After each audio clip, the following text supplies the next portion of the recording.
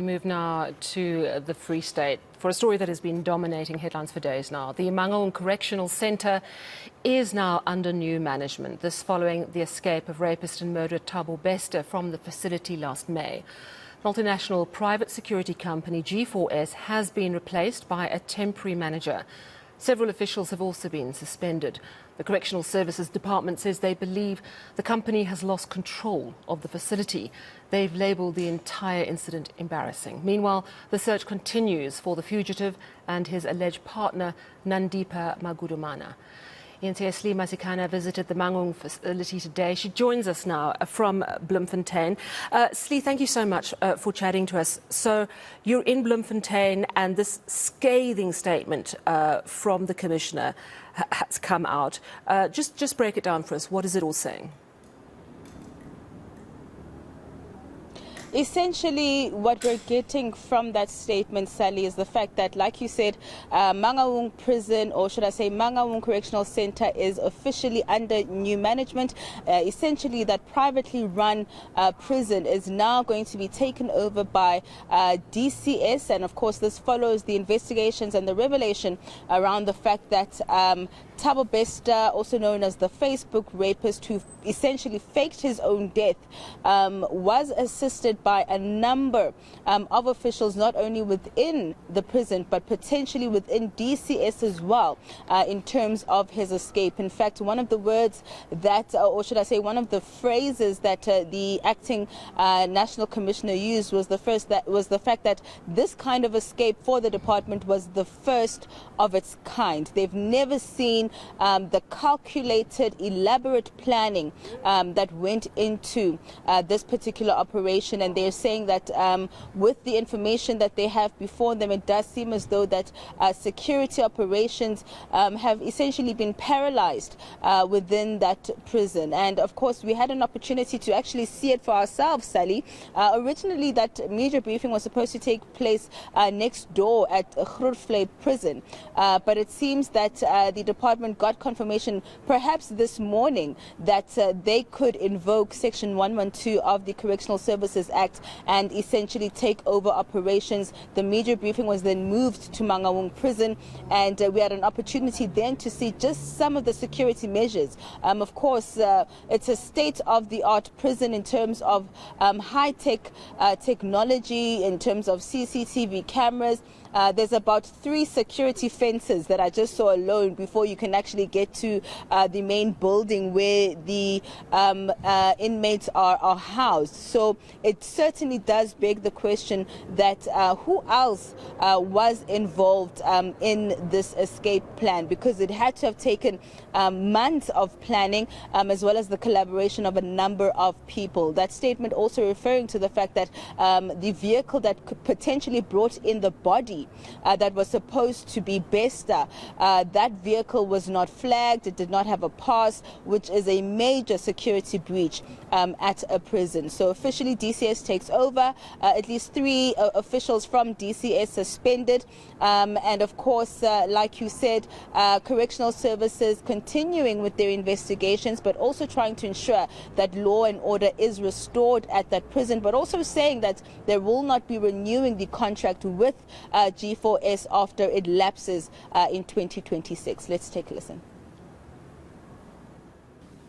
Tampering with surveillance cameras points to a failed monitoring system, deliberately orchestrated to conceal crucial evidence and individuals who aided Bester to escape. This is also a failure to guarantee safe custody of inmates and a breach in terms of the responsibilities allocated to the contractor.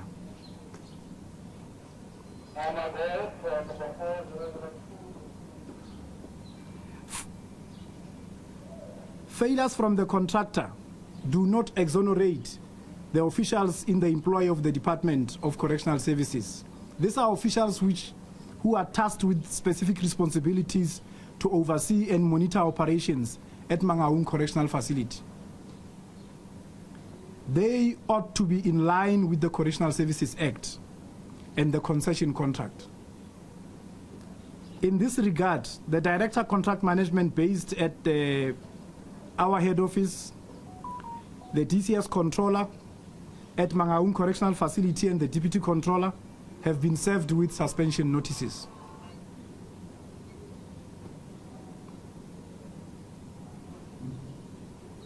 And also as a result, the Departmental Investigation Unit has started looking into the conduct of these three officials and any other official that would be found wanting as a result of the findings and recommendations of the investigation report.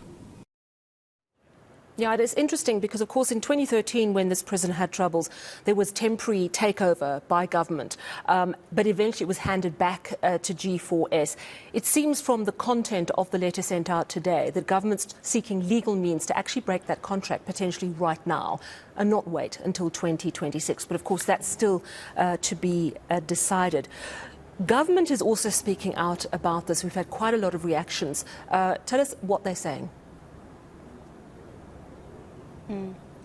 To quote everyone that I've heard speaking on the issue today, Sally, embarrassed, quite an embarrassment in terms of what was supposed to happen and this not actually happening at all. This is a maximum security prison, Sally, that houses some of the most dangerous criminals in our society who, of course, have been removed for a reason.